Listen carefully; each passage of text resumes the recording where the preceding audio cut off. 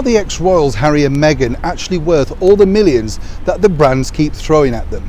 Hi, good morning, Neil Sean here in the heart of London. That is the story breaking out of London today. Now let me give you a little bit of background, because you may have seen some of these stories over the last few days about Spotify, Netflix and all the others that Harry and Meghan have been given colossal amounts of money in order to live an independent life. But here's a real inside story on that.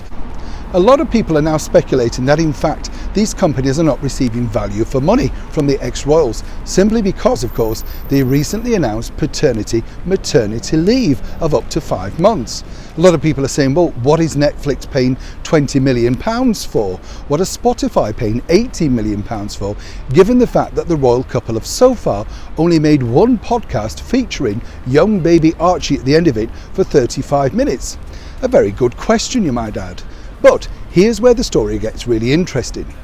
Simply because we can tell you first here on the channel, the companies actually don't care about whether Harry and Meghan make any programs or podcasts or indeed get associated with them. They've got everything they need. Now, let me explain this in a little bit more detail, simply because, as we know, Netflix is funded by subscribers. That's you and me, and so is Spotify. But how many people before the association of Harry and Meghan knew that much about Spotify? Well, not that much. But how many times now have you flicked on your TV, your iPad, the press, the magazines and seen their logo and possibly thought, what is Spotify?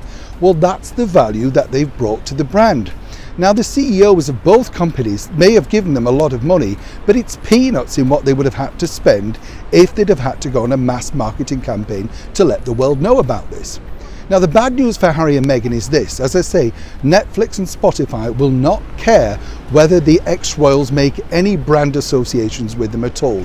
They've already bagged that worldwide PR, and they get more if they let the former Duke and Duchess axed from their brands, simply because that once again becomes worldwide news. So it's a win-win situation for them, but more importantly, rather damaging for Harry and Meghan, simply because their brand value will go down and then the money becomes less, so people won't want to invest.